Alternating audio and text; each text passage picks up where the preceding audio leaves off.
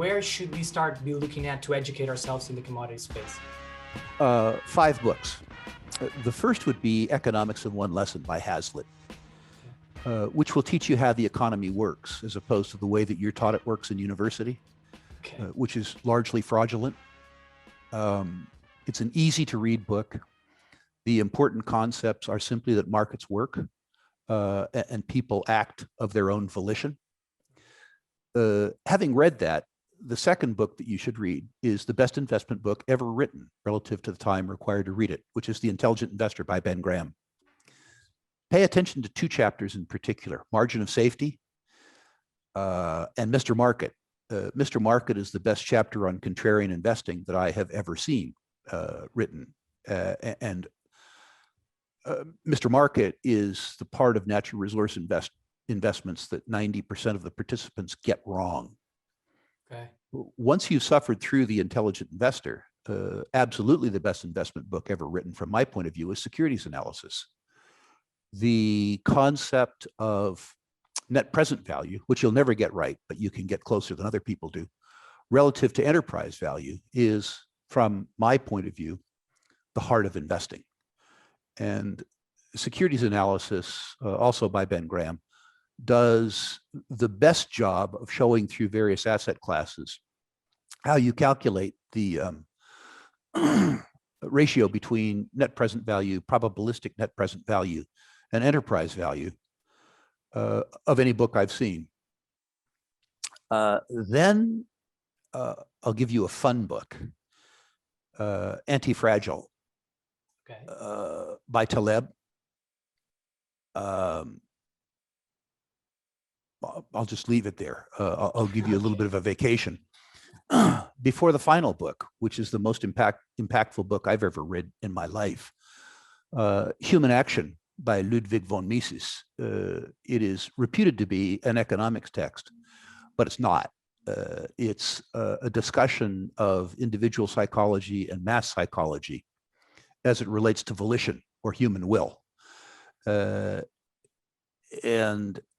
When you read Human Action and you come to understand the way that humans act economically as individuals and as groups, you will really truly be psychologically prepared to take on markets. It isn't to say that you won't make mistakes. You'll just make considered mistakes. Now, it's a very difficult book. It was written in turgid German and translated into turgid English.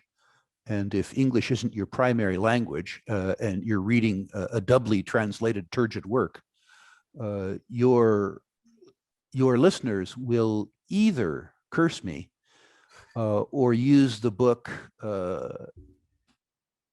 to induce sleep. You know. I understand your point, but let's give it a try. I would say that that's really interesting, and like, I don't know, but you didn't mention any commodity specific books or technical. Most people move themselves into commodity related study before they understand the basics of cyclical industry and before they've dealt with their own personalities. Dealing with your own personality is a prerequisite, I think, for any financial decision.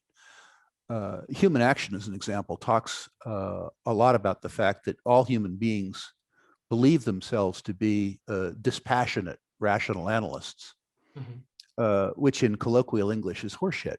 It's not true. We believe that the process that we engage in is taking information from all sources, analyzing that information, making rational decisions. What we actually do is we scan the horizon for information that supports what's comfortable for us, our thesis and bias. We very seldom challenge ourselves. It's okay, but you need to understand the process. The second thing is recency bias. It's ironic that circumstances that have happened in the immediate past have much more impact on our actions in the future than a sense of history does. Although history, which is to say 10-year performance, is much more important than 10-day performance. 10-day performance is something that weighs much more heavily on the human mind. And finally, the fact that many financial assets are described in obtuse English as Geffen goods, which is to say we like stocks that have gone up. The price action justifies the narrative. if you have a stock, as an example, that sells for 10 euro, and 3 months later it's selling for 20 euro, with no particular change in the affairs of the company, the fact that it's doubled makes people love it, but it's arithmetically precisely half as attractive. And wrapping your mind around that paradigm is an important part of understanding any type of investment, but particularly understanding investments that are so cyclical and so capital intensive. I would argue that when you have, if you have a basic understanding of finance, which I'm certain that your students do, and you've talked about the 5 books that I've talked about, the best way to understand the resource business would be to go on to the SEC's EDGAR site and pull, say, 5 years of annual reports and quarterly reports from ExxonMobil, and look at the write-downs they took and why they took them. Look at their cash generating capabilities in various oil price scenarios. Read the proxy and decide how the decisions were made. And if you do that, if you did it for Rio Tinto, a name that should be fresh in the mind of Iberian students, it is, and ExxonMobil, I would suspect that you would learn more than you could from any publication on Earth concerning how to invest in natural resources. I wouldn't give that advice to a generalist audience, but a group of students who are already skilled in balance sheets and income statements and the interplay between balance sheets and income statements would do well to construct their own theme from real world as opposed to supposed data.